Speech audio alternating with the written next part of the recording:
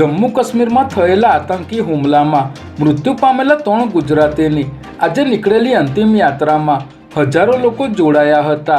આ 3 ગુજરાતીઓના મૃતદેહને વિમાન માર્ગે અમદાવાદ એરપોર્ટ લવાયા બાદ તેમના ગામ લઈ જવાયા હતા। ત્યારે સુરતમાં મૃતક શૈલેષભાઈ કળથિયાના પરિવારને સાંત્વના આપવા CR પાટીલ અહીં પહોંચ્યા હતા અને તેમના પરિવારજનોને મળ્યા હતા। જ્યારે મુખ્યમંત્રી ભૂપેન્દ્ર પટેલ ભાવનગર પહોંચ્યા હતા અને મૃતક પિતા પુત્રને શ્રદ્ધાંજલિ આપી હતી।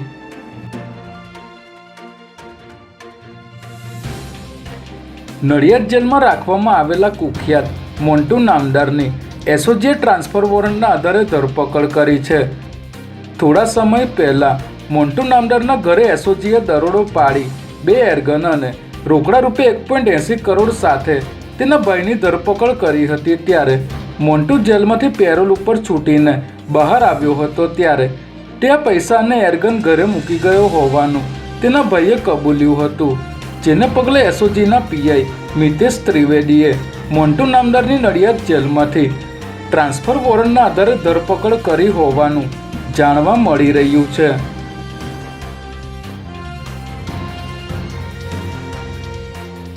વસ્ત્રાપુરના સોનલ કોમ્પ્લેક્સ એપાર્ટમેન્ટમાં પોલીસે દરોડો પાડી IPL પર ક્રિકેટ સટ્ટો રમાડી રહેલા યુવકને ઝડપી લીધો છે, જેમાં સંજીવની હોસ્પિટલ પાસે આવેલ સોનલ કોમ્પ્લેક્સમાં રહેતો કહન અજબાણી IPL પર મોટા પાયે ક્રિકેટ સટ્ટો રમાડતો હોવાની બાતમીના આધારે પોલીસે અહીં દરોડો પાડી તપાસ કરતા તેના મોબાઈલ ફોનમાંથી IPLની મેચ પર હાર જીતના સોદા કરવામાં આવી રહ્યા હતા, જેને પગલે પોલીસે તેની ધરપકડ કરી છે।